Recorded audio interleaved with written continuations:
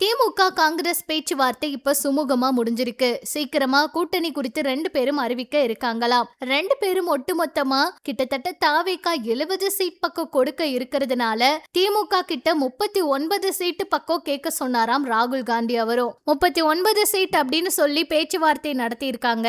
ஆனா திமுக உறுதியா 36 சீட் தரதா சொன்னதுல காங்கிரஸ் உடன்பாடு இப்ப சமாதானமாயிருக்கு, சம்மதம் சொல்லி இருக்காங்களாம். இப்ப திமுக காங்கிரஸ் இந்த கூட்டணி உறுதியாகவும் மாறி இருக்கு. தாவேகா காங்கிரஸுக்கு மட்டுமே 70 சீட்டு பக்கம் கொடுக்கிறோம், ஆட்சியில பங்கும் கொடுக்கிறோம் அப்படிங்கிற மாதிரி விஷயங்கள் எல்லாம் சொல்லியிருக்காங்க. ஆனா காங்கிரஸ் எதுக்குமே அடிபணியாம திமுக கிட்டதான் பேச்சுவார்த்தை நடத்தி இருக்காங்க. அதுல இப்ப சுமூகமான பேச்சுவார்த்தை நடந்திருக்காம். ஸ்டாலின் அவர்களும் ராகுல் அவர்களும் நிறைய முறை பேசும்போது, அதாவது கட்சி இதெல்லாம் தாண்டி நாங்க ஒரு அண்ணன் தம்பியா இருக்கோம் அப்படிங்கிற மாதிரி பேசியிருப்பாங்க. இவ்வளவு வருஷமா திமுக கூட இருந்துட்டு கண்டிப்பா தாவேகா கூட இதுக்காகலாம் பிரிய மாட்டாங்க அப்படிங்கிற ஒரு நம்பிக்கை எல்லாருக்கும் இருந்த மாதிரிதான் இப்ப சுமூகமான பேச்சுவார்த்தை நடந்து முடிஞ்சிருக்கிறதா தகவல் வெளியாகி இருக்கு. திமுக கூட உறுதியா காங்கிரஸ் இணைய இருக்கிறதா தகவல் கிடைச்சிருக்கு.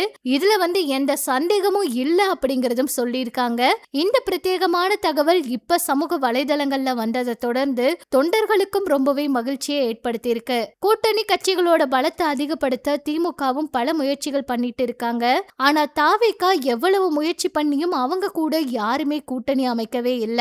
அவங்க முயற்சி எல்லாம் வீணா போயிருச்சு அப்படின்னு கூட சொல்லலாம். ஆனா திமுக இந்த முறை நிச்சயமா ஆட்சியை பிடிச்சே ஆகணும் அப்படின்னு சொல்லி அவங்களோட வேலைகள் எல்லாம் ரொம்ப தீவிரமாவும் சரியாவும் பார்த்துட்டு இருக்காங்க. காங்கிரஸ் எடுக்கிற எந்த ஒரு முடிவும் தவறானதா இருக்காது அப்படிங்கறத அவங்களோட தரப்புல இருந்து சொன்னது மட்டும் இல்லாம தாவேகா கூட போய் சேர்ற அளவுக்கு நாங்க ஒண்ணு முட்டாள் கிடையாதுன்னு கூட சொல்லி இருக்காங்களாம். என்ன நடக்க போகுதுன்னு பொறுத்திருந்து பார்க்கலாம்.